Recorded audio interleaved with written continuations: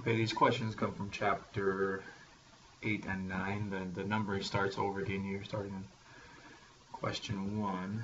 This first question is from chapter 8.1, where we talked about parabolas in the context of conic sections. In that case, we didn't just graph a parabola with a vertex, we graphed a parabola with a vertex, a focus, and a directrix. We also had to place the equation in a slightly different form here. Instead of solving for y, when we're trying to graph a parabola as a conic section, you need to isolate the variable as being squared. So here you're going to subtract the 8y on the other side, and because it's the x variable that's being squared, it's going to be a vertical parabola, and this minus sign here is going to flip the parabola upside down, so this is an upside down vertical parabola. Now, -8 is the coefficient of y, so that's the value of 4p.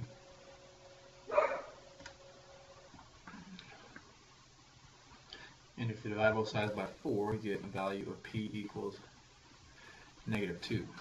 Now, since this is a vertical parabola, and there haven't been any transformations, what I mean by that is a parabola that's been transformed in conic section would look something along the lines of x minus h squared equals 4p y minus k. Since we don't have an h or a k value, then we assume that the vertex is at the origin. So if the vertex is at the origin and it's an upside down vertical parabola, p equals -2 tells us that the focus is right there on the y-axis. So the focus is 0, -2. Now that also means that the directrix is the same distance from the vertex directly opposite the focus. So the directrix is going to be right up there going through the y-axis at +2. Now the vertex is here at the origin, and the parabola is going to be opening up downward around the focus going through that vertex. What we need to know, though, is the exact width of the parabola. For that, we use the focal diameter. That was a segment that goes right through the focus. The focal diameter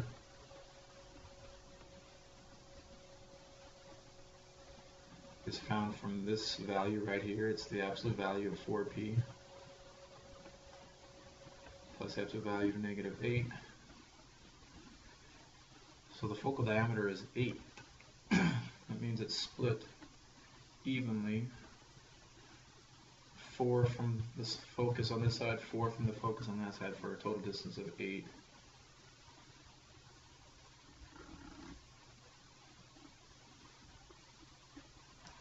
So the parabola has that kind of shape.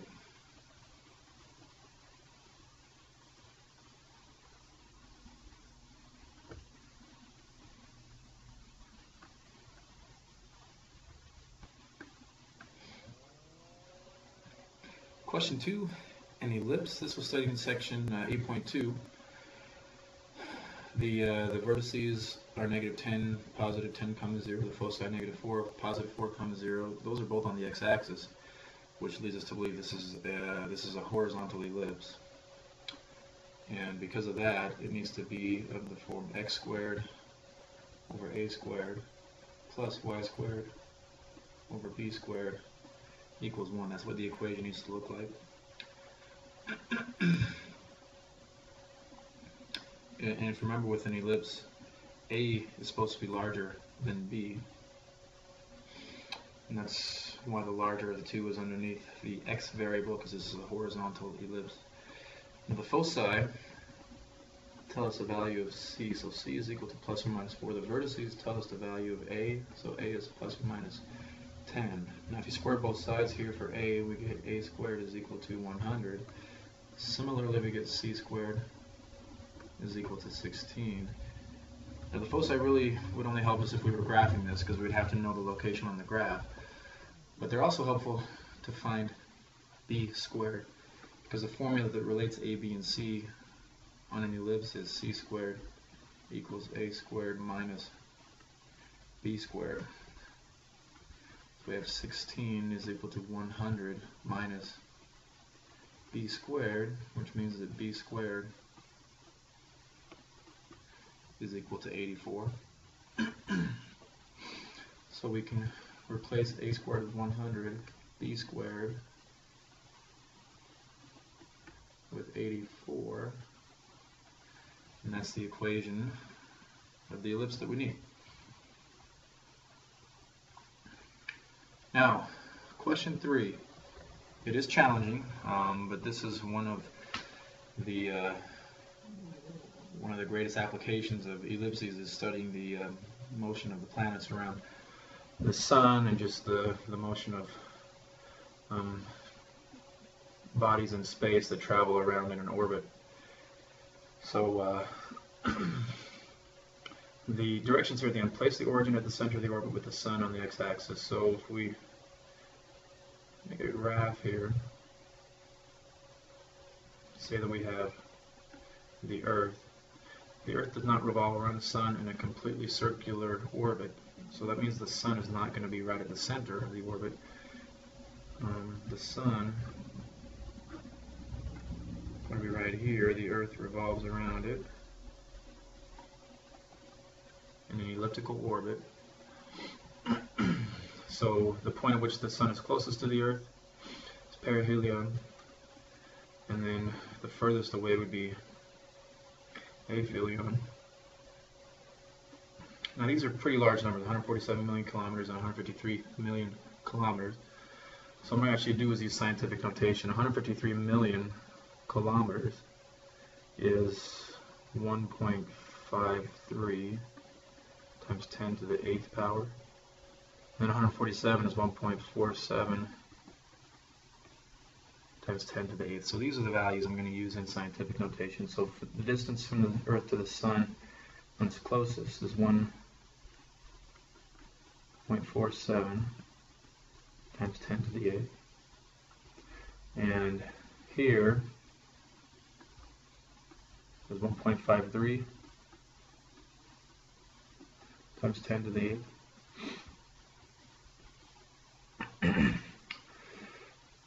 Now, the directions here are to find an equation for the Earth's orbit, not just to draw a fancy picture like this. So, if it's drawn so where the Earth and the Sun at one focus here is on the x-axis, then we're going to make this into the equation of the ellipse that is horizontal. So we need to come up with an equation that looks like this. We need to find values of A and B. Now the value of A, or the vertices, would be the distance from the vertical end of this this ellipse to the actual center from here to here. So we need to figure out the length from the center to the Earth. Now that would just be half of the distance all the way across. If we added 153 million to 147 million, we get 300 million. The distance all the way across is 300 million. That means half of it is 150 million. So the distance from the center of this orbit to the Earth at this point, when Earth is all this way at this horizontal, or this vertex right here, is 1.5 million. Or 1.5 times 10 to the 8th rather, so 150 million. So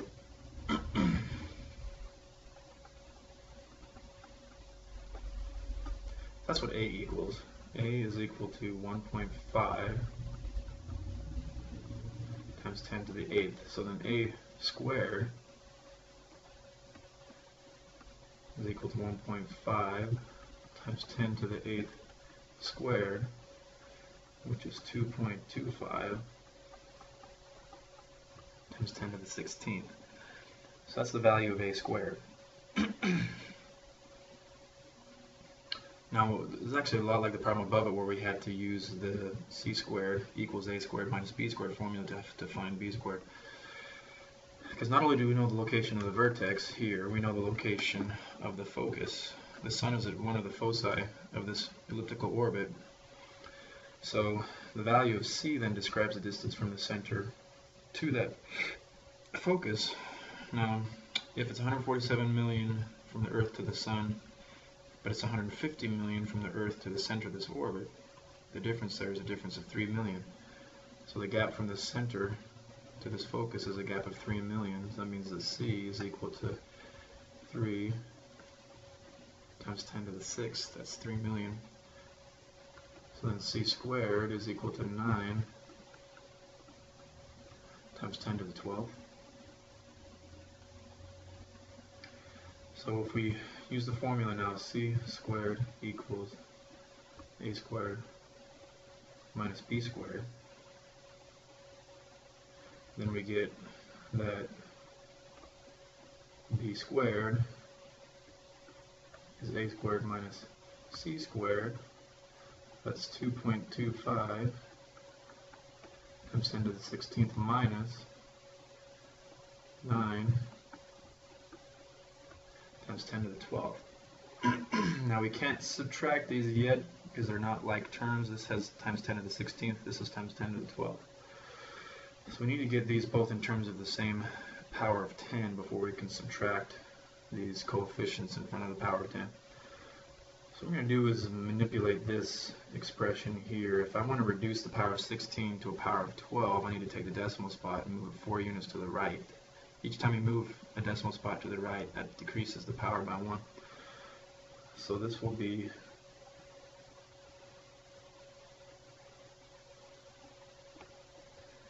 22,500 times 10 to the 12th minus 9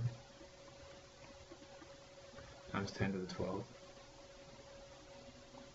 22,500 subtract 9 is 22,491 times 10 to the 12th. Now if we move the decimal spot, which is right here, if we move it 4 spots to the left, that increases the power of 10. So this is 2.2491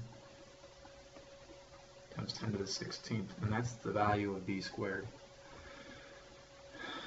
So we had A squared here and B squared right there. So we can finish our equation.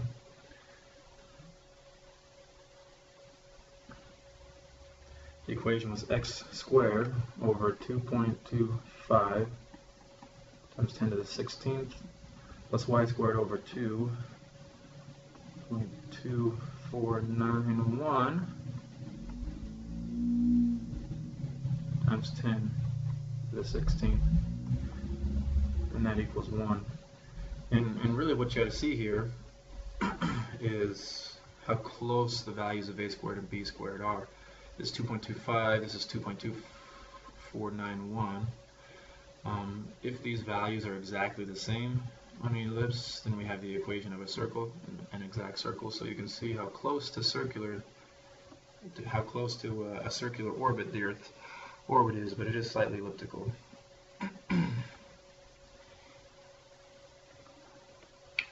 Question 4, graphing an ellipse given by this equation. Now this is supposed to equal 1, so we need to divide everything by 16. So we have x squared over 16 plus y squared over 4 equals 1. On an ellipse, in the denominators in particular, you need to look for the largest value. Here at 16, it's underneath the x variable, which means this is a horizontal ellipse. Also means that this is a squared. So a is then equal to plus or minus 4. This is b squared, so b would equal plus or minus 2.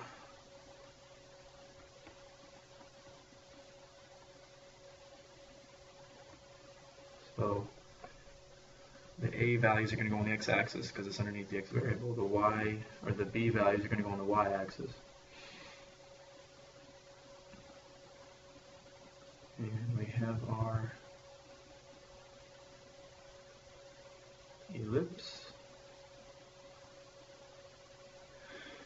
We need to find the foci, so it's c squared equals a squared minus b squared. C squared is equal then to 12. C is equal to the square root of 12. Square root of 12 is an irrational number between 3 and 4. So that right there and right there, those are the location of two foci. In question 5 it says find the standard form of the conic. It's not identified which type of conic this is. We need to figure that out in the process of completing the square and writing this in standard form. So I'm going to regroup these terms with like variables, the x's together and then the y's together, and then complete the square. So this becomes 4x squared plus 40x minus 5y squared minus 30y. I'm going to add the 45 over to the other side, and it equals 45. Now if we complete the square on x, you have to factor out the 4, and then the value that makes this x squared plus 10x into a perfect square trinomial is going to be 25. So to keep the equation balanced, we really added 25 times 4, so we have to add 100. Now with the y variables, you factor out a 5, which leaves y squared plus 6y. Now the value here that completes the square is 9. 9 times negative 5 is a negative 45.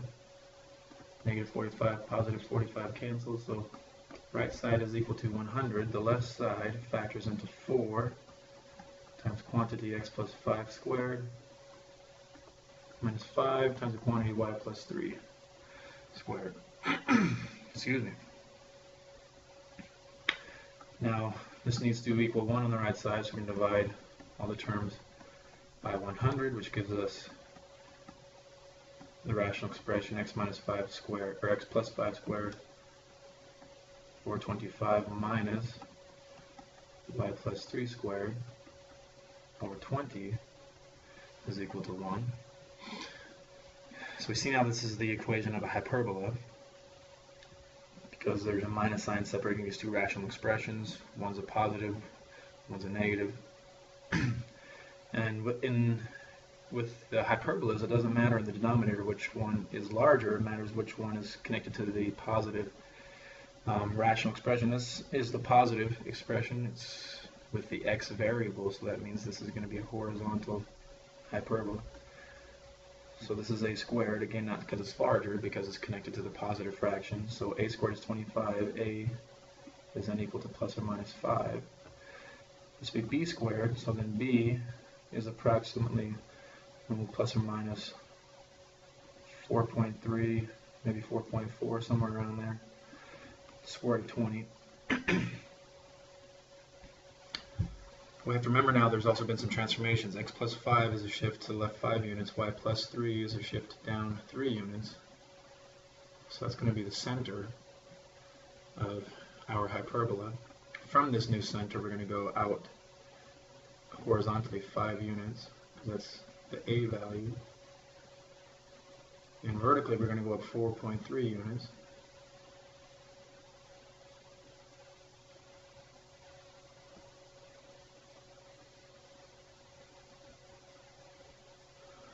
And that's going to help us draw the central box.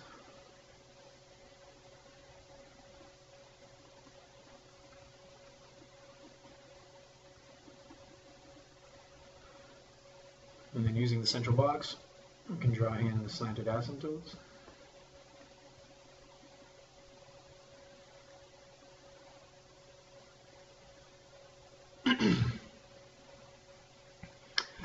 And then the pieces of the hyperbola are going to be horizontal, because this is a horizontal hyperbola.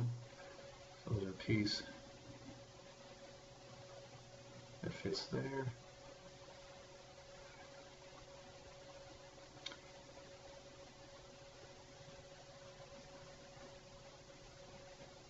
And a piece that fits there. So that's what the graph of the hyperbola looks like. Now we need the foci. This equation is c squared equals a squared plus b squared. A squared is 25, b squared is 20. Adding the two gives 45. So C is approximately, well, square root of 45 is very, very close to square root of 49, which is 7, so it's pretty close to 7, approximately 6.8. So starting from the center of this hyperbola, we're going to go out 6.8 units.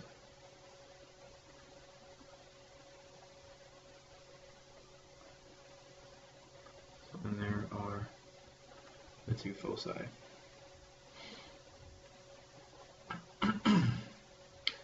So with this hyperbola in question 6, the foci are given. The vertices are given. Since they're both on the x-axis, this is going to be the equation of a horizontal hyperbola, which is x squared over a squared minus y squared or b squared equals 1. Much like the problem on the page before, the foci give us the value of c, so then c squared would be 25. The vertices give us the value of a, so then a squared would be 16.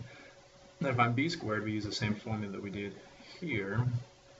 C squared is equal to a squared plus b squared.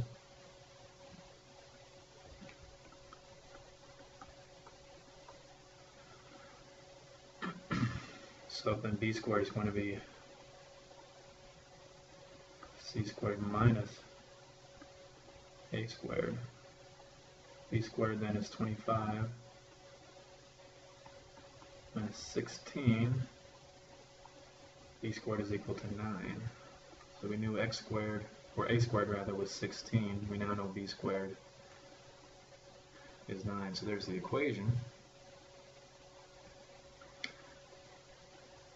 B, the values of b are going to go on the y-axis. Using the values of a and b, now we can draw in the central box.